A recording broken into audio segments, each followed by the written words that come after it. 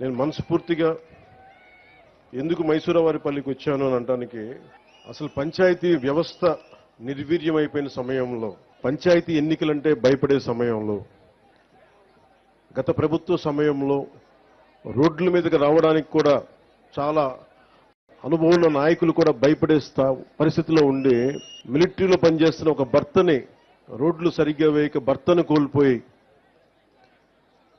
తన భర్తను కోల్పోయి గ్రామానికి భర్త ఆశయాలను ముందుకు తీసుకెళ్లాలి అని చెప్పి కారుమంచి సంయుక్త గారు నిలబడి సర్పంచ్గా నిలబడి అత్యంత ప్రతికూల పరిస్థితుల్లో నిలబడి గెలిచిన తర్వాత నాకు నిజంగా గుండె కదిలించేసింది. నేను ఆ రోజున కారుమంచి సంయుక్త గారికి నిలబడ్డప్పుడు నేను ఒకటే కోరుకున్నాను. ఆ రోజున అందరినీ 13,326 పంచాయతీలు, మనకి పంచాయతీలు చాలా కీలకం.